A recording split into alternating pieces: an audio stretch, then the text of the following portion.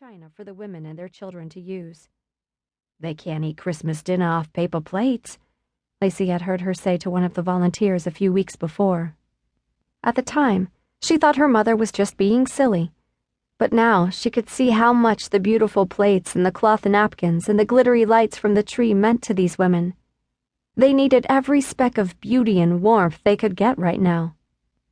Outside, a cold rain beat against the house's wood siding and thrummed steadily against the windows. It had rained all day, a cold and icy rain, and she and her mother had skidded a couple of times as they drove to Manio. "Remember how it snowed on Christmas last year?" her mother had said as Lacey complained about the rain. "Let's just pretend this is snow." Her mother was an excellent pretender. She could make any situation fun by twisting it around so that it was better than it really was. Lacey was too old for that sort of pretending, but her mother could always charm her into just about anything. So they talked about how beautiful the snow-covered scenery was as they passed it, how the housetops were thick with white batting, and how the white caps on the ocean to their left were really an icy concoction of snow and froth. The dunes at Jockey's Ridge were barely visible through the rain, but her mother said they looked like smooth white mountains rising up from the earth. They pretended the rain falling against the windshield of the car was really snowflakes.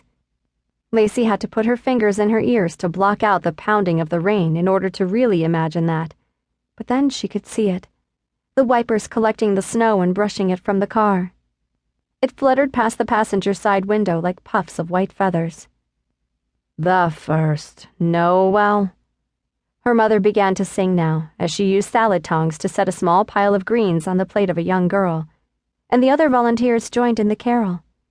It took Lacey a bashful minute or two to join in herself, and the beaten-looking women standing in line took even longer, but soon nearly everyone was singing. The smiles in the room, some of them self-conscious and timid, others overflowing with gratitude, caused Lacey to blink back tears that had filled her eyes so quickly she had not been prepared for them. A tall woman smiled at Lacey from across the table, nudging her son to hold his plate out for some green beans. The woman was singing "O Christmas Tree" along with the group, but her doe-eyed son was silent, his lips pressed so tightly together that it looked as though no song would ever again emerge from between them. He was shorter than Lacey, but probably around her age, and she smiled at him as she spooned the beans onto his plate. He looked at her briefly, but then his gaze was caught by something behind her, and his mouth suddenly popped open in surprise.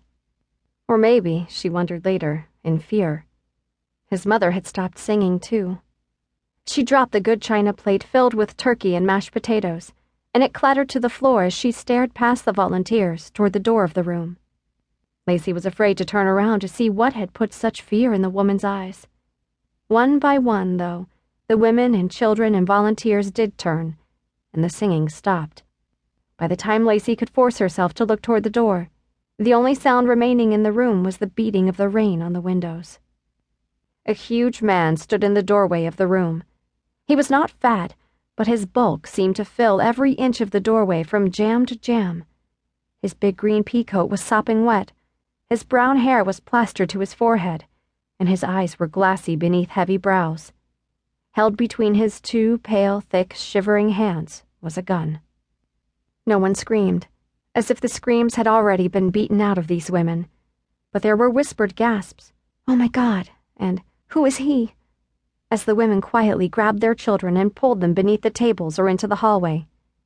Lacey felt frozen in place, the spoonful of green beans suspended in the air. The tall woman who dropped her plate seemed paralyzed as well. The doe-eyed boy at her side said, "Daddy," and made a move toward the man, but the woman caught his shoulder and held him fast, her knuckles white against the navy blue of his sweatshirt. Lacey's mother suddenly took the spoon from her hands and gave her a sharp shove. "Get into the hall," she said.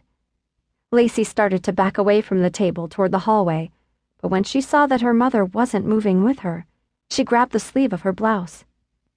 "You come too," she said, trying to match the calmness in her mother's voice, but failing miserably. Her mother caught her hand and freed it from her sleeve.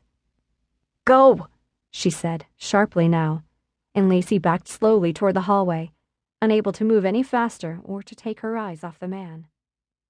In the hall